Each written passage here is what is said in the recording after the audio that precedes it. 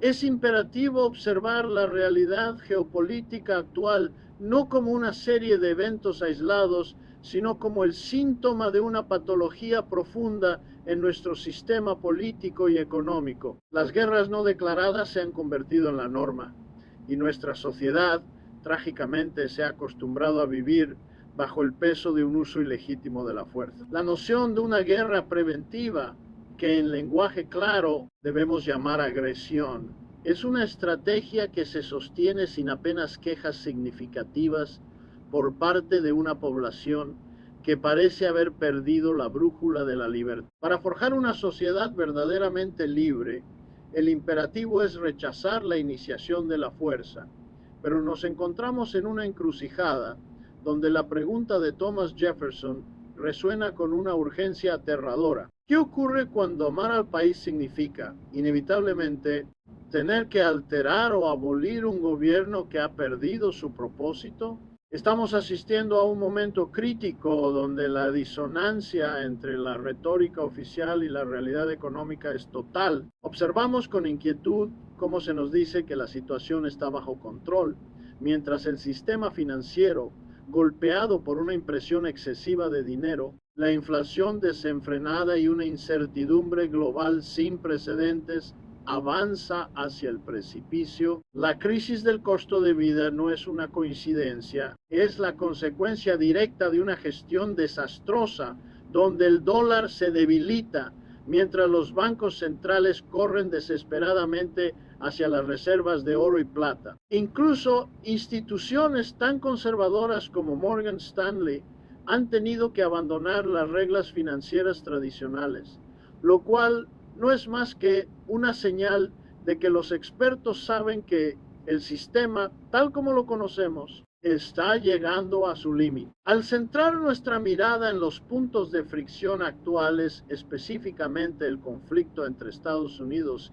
Israel e Irán, debemos entender la clave de la cuestión, el Líbano. Lo que presenciamos es un intento desesperado del presidente Donald Trump por separar la guerra entre Israel y el Líbano del problema mayor con Irán. Sin embargo, este es un esfuerzo fútil porque la realidad estratégica se lo impide. Los iraníes, conscientes de que Hezbollah es un aliado táctico crucial, se niegan a que los conflictos se analicen por separado.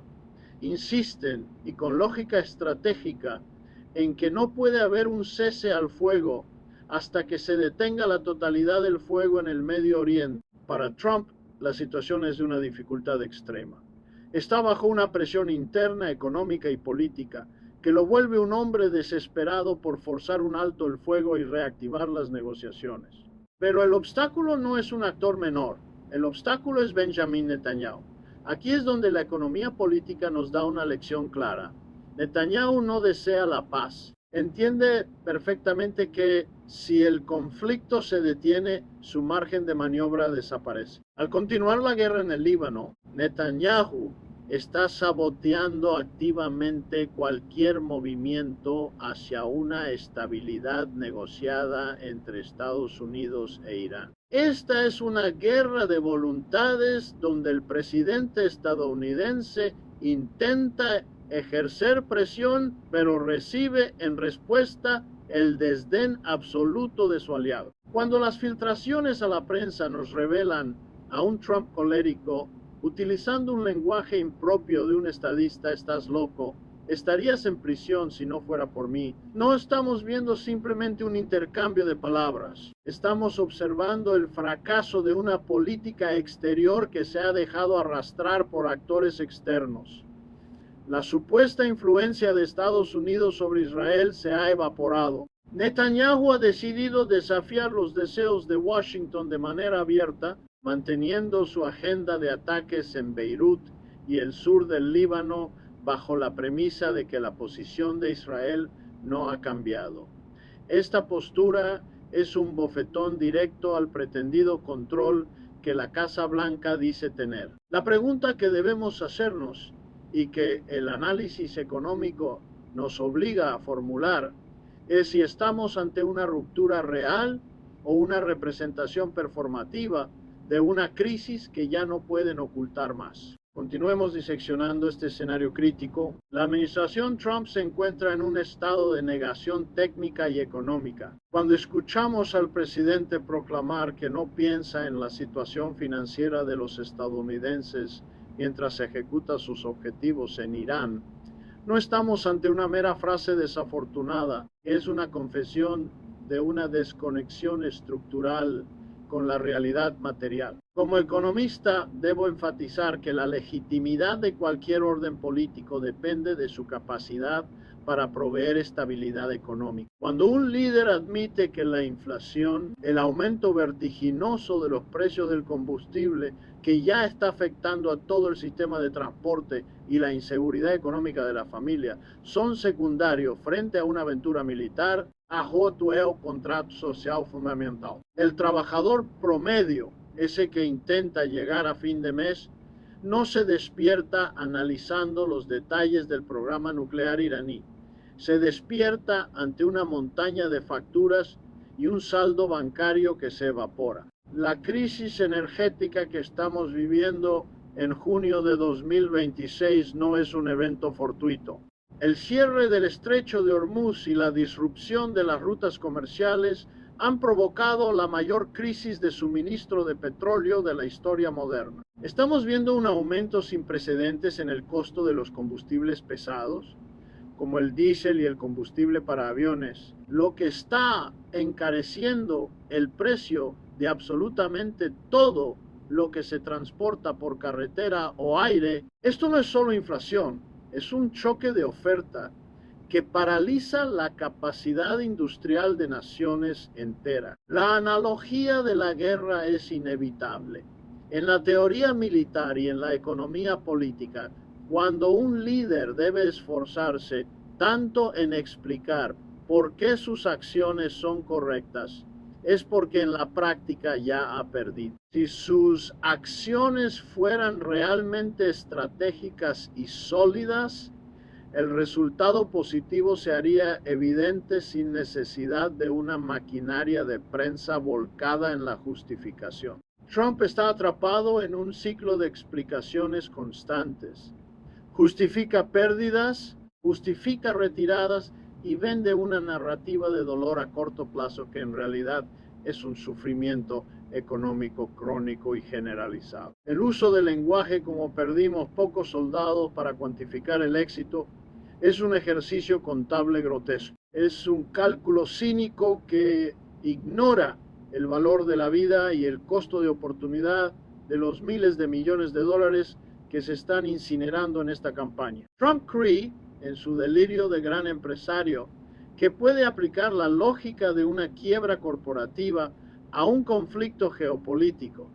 Pero la historia es implacable. Los imperios que se sobreextienden militarmente mientras descuidan su base económica interna están sentenciados. Su burbuja de fuerza se ha pinchado contra la realidad de un sistema interdependiente que no permite errores de este calibre. La supuesta lógica de los halcones de la guerra, que insisten en mantener la presión, ignora el hecho de que estamos al borde de una estanflación global. Los mercados de valores han reaccionado con volatilidad. El mercado de bonos está bajo una presión inmensa y las perspectivas de crecimiento para 2026 han sido revisadas drásticamente a la baja. No se puede sostener una guerra a gran escala en el Medio Oriente sin que el sistema financiero que la sostiene termine colapsando. La dependencia de los Estados Unidos de los insumos externos, sumada a la debilidad de sus propias reservas, ha dejado a la administración en una posición de vulnerabilidad extrema. En noviembre, el electorado, que ha visto cómo el costo de vida ha eclipsado cualquier promesa de grandeza, no votará por discursos, votará por la realidad que encuentran al abrir sus cuentas bancarias. Y esa realidad es devastadora. Siguiendo con nuestro examen, debemos abordar el elefante en la habitación, la relación entre Estados Unidos e Israel. Como economista y analista de las relaciones de poder, es imperativo cuestionar la naturaleza de esta alianza. Estamos ante un fenómeno donde el supuesto protector, Estados Unidos, se encuentra rehén de los objetivos estratégicos de su protegido, Israel. ¿Cómo es posible que una superpotencia militar y económica se vea incapaz de detener a un actor que depende totalmente de su apoyo financiero y logístico?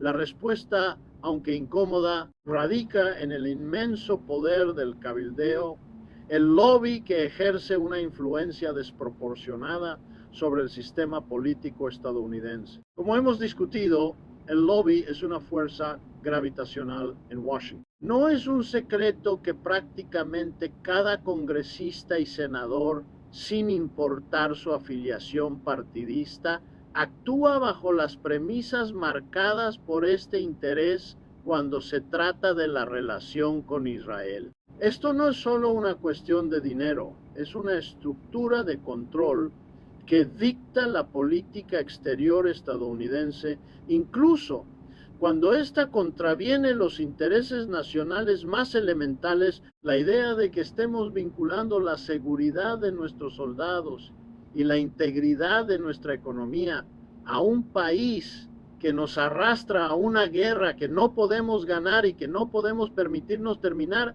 es una locura estratégica. Mencionemos el Acta de Autorización de Defensa Nacional para 2027. Es un documento de 1000 páginas que redefine cómo se asignan los recursos militares. Sin embargo, en la práctica es un vehículo para institucionalizar una subordinación absoluta. ¿Cómo podemos justificar una alianza militar profunda entre el Pentágono y las Fuerzas de Defensa de Israel, FDI, sin un tratado formal de alianza? Esto no es defensa. Es una integración forzada que hace que cualquier acción de Israel sea, de facto, una acción de los Estados Unidos. Es escandaloso, pero más allá de lo escandaloso, es una ineficiencia estratégica que los altos rangos militares, si tuvieran una verdadera autonomía política, estarían denunciando públicamente. La dependencia es total.